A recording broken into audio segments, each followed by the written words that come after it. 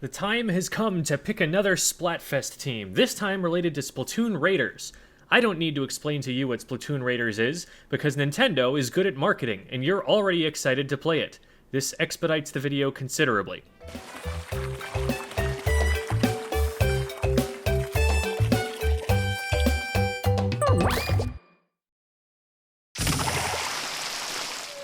The options are speed, power, and tactics. This provides an interesting topic for discussion by itself, as these are some archetypal categories that apply in all sorts of video game systems and even athletics and other endeavors, and players like to identify with different amounts and combinations of them.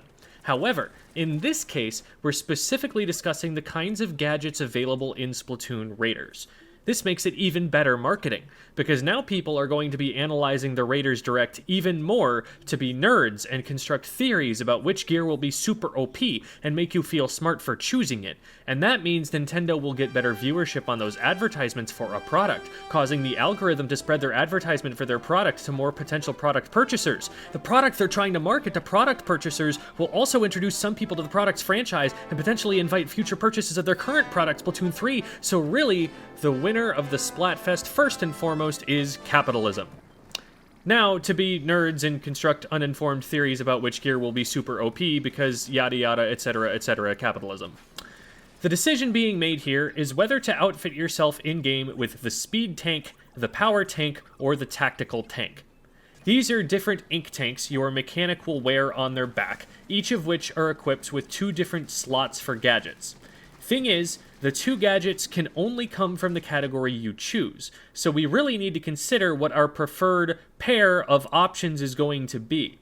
It's not enough to have a single favorite, because if your second choice is too weak, it might be better to pick a different tank anyway. One of the last clips of the Direct show a speed tank that appears to be equipped with 4 gadgets instead of 2, and given the high damage numbers probably represents more of an endgame build. So this does seem to be a limitation that relaxes over time, but I'll be doing this kind of thinking as we go anyway.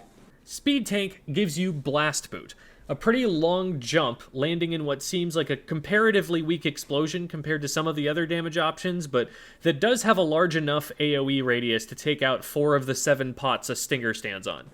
This is offered as a valuable escape tool, which it seems it will be, though there are some caveats to that. In Salmon Run, any place you haven't painted in the last half second is probably salmonid territory by now, and running away from your problems doesn't actually make them go away. This might be more helpful in larger maps or when time limits are involved, but if all that's going to happen during the escape is that the enemies will have to move further to reach you, and maybe more of them will spawn in the meantime, this might end up just prolonging the inevitable. The amount of damage it does on landing will be important, both for the sake of keeping up damage output to clear the level of the danger, and also just for guaranteeing the safety of your landing. For speedrunners, I would have to think this is probably going to be more interesting, but we already know what side they're picking anyway. Dash Bomb looks like an inverse Blast Boot, where instead of having a damaging burst around your destination, it gives you a burst around your initiation point. This seems more designed as a disengage tool, though its defensive utility doesn't immediately appear like something you couldn't just get from Blast Boot. Maybe my eyes deceive me, but it seems like it doesn't go quite as far as Blast Boot does. This might or might not be offset by the fact that you can use it to strafe and be firing or doing other things while moving. Maybe, given certain level design, the shorter distance will actually be an advantage, because it won't fling you off a ledge or into the water. Only time will tell, but my first impression is that you'll probably choose this or Blast Boot, but not both.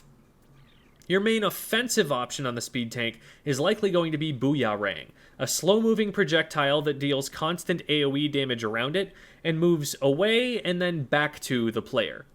These seem to have a pretty substantial upgrade tree that adds more projectiles and increases traits like their damage. Since we can't lab out which options will be optimal right now, your preference for this will depend on whether you think it's cool and satisfying to have a projectile that works like that. It could be fun to work to set up, maybe extending flight time by using other gadgets to dash away from it and give it more uptime as it returns to the player, if that's how it works. But we don't know these things, so we'll move on to power. Splatchit is the first power option, which is going to be much enjoyed by Splatana players. This essentially seems to function like a decav slash, except with an additional second slash following up the first one. It pierces things like Scrapper Shields, which is a massive value add in Salmon Run. Assuming everything works the same way as it does in New Wave, the salmon run in Splatoon 3, this gives it additional utility against scrappers, drizzlers, steelheads, and possibly also flyfish. It may well be that in cooperative play, even if the class is otherwise on the weak side, you designate someone in your party to play power for the sake of that utility alone. While Splatalites may remind you of Baldur's Gate 3 Spirit Guardians, do not be fooled, they do not seem anywhere near that busted. Even basic chum take multiple hits from these things in the direct and don't go down. The paint they put out isn't in the most useful pattern either. The orbs don't put ink in a straight line, how you move, but in circles around you, so they leave gaps and take time before the paint becomes useful, during which maybe it got painted over by the salmonids anyway. Yes, of course, they can be upgraded, but that's a really weak starting point. They'd have to scale to the point that they were significantly stronger, relatively speaking, by late game, to be worth any investment whatsoever, based on my first impression of a short clip from a demo of an unreleased game. And I'm never wrong or uninformed about these things. If you've played the demo, which I haven't played, that's available in some retail stores, and you think I'm wrong based on that information, rest assured that I'm actually right, and you should become very insecure and doubt the empirical observations you've made, as well as your personal analytical abilities for contradicting me. The spin wheel does substantially more damage and paints in a more useful way, though it still isn't enough, as shown, to one-shot a Quahog, and requires a specific deployment to just barely take out a stinger before it spins out and loses its Beyblade round. The name of this gadget isn't shown, but it is shown being attached to a power tank when the direct discusses cooldowns, and it's basically just splashdown. This seems like a useful power tank alternative to the blast boot, an escape and damaging option that focuses more on the damage than on the escape, but will still probably accomplish both. Yet another power gadget gets shown off when discussing upgrades, and also is the intro slide for power gadgets. This appears to function like a charger shot, but to explode into a damage over time vortex. As shown, highly upgraded, this is of course really strong and has a lot of utility, but questions remain about its relative strength compared to other upgraded options. The first tactical tank option, Shot Pot, has a really funny demo clip where the player's being actively hunted by a crowd of small fry, and the Shot Pot is not taking them out fast enough to protect the player. The player wants to demonstrate the gadget though, so instead of fighting back with the main weapon, they just run for their lives. The voiceover person quips, "Don't let your prey get away," and one can only interpret this as encouragement to the small fry. Chat, do her allegiances lie elsewhere? Is there a traitor in our midst, chat? Again, upgrades exist, but much like the Splatalites and Spinwheel, this seems underwhelming at early levels, even in comparison to the Booyah which I think would easily clear this pack of small fry in much less time. The fact that it can watch different angles is still utility, and the late game scaling remains to be seen. Knockback gas might be a game changer, like going from a standard pea shooter in Plants vs. Zombies to a snow pea. But like in Plants vs. Zombie, that is an upgrade that requires resources, and there's a question of opportunity cost. I'm not impressed yet. Bomb loons are floating bombs activated by firing main weapon shots at them. Deploying multiple at a time causes them to link with each other, which seems to power them up more and also make it so that they can all be detonated with a single shot. Though, from what we can see, it still seems like the explosions only originate from the bomb loons themselves. This seems like decent burst damage, especially if there's a wide spread of targets you want to remove all at once, but it involves substantial setup. You have to deploy however many you want in whatever locations you want, and then you still need to attack one of them to explode them all. This isn't a panic option so much as a Monster Hunter barrel bomb, something you need to take time to set up before something's trying to eat you, or in our case, hit you with a frying pan.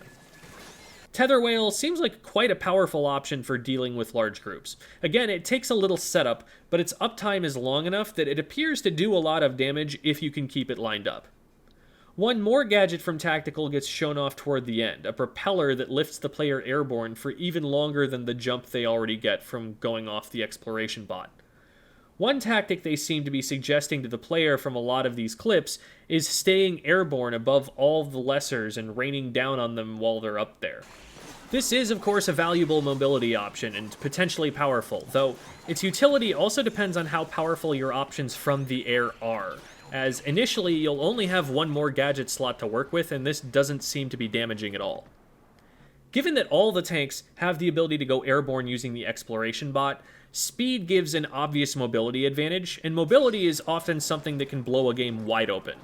The Booyarang seems on par with damaging options in the other two tanks, with a good combination of damage over time, AoE, and possible synergy with movement abilities if it really does track all the way back to you after it goes out. Depending on how this works, running away from it could give you tether whale kinds of uptime. Power's utility is going to depend on how much you need the piercing damage, and just how much bigger its damage numbers are going to be than the other options. Spin Wheel, for example, is clearly doing more damage than anything else, but is that what you need? Maybe you're fine just as long as it clears lessers, and if it just meets that damage threshold, the longer uptime of other options like Booyarang or Tether Whale might be more desirable. Tactical seems to have a lot of gadgets with the downside that they require prior setup, so they're going to need to provide enough additional value to offset that. It is possible that the propeller to use to go airborne synergizes with other builds enough that in co-op you want to bring one to enable, say, your power users to get up in the air and blast things, or your speedsters to save one of their movement options so they can fly even further away. In conclusion, speed is cool because it's blue like Sonic. Power is lame because Falcon Punch is a noob move that's embarrassing to get hit by, and Tactical is for nerds.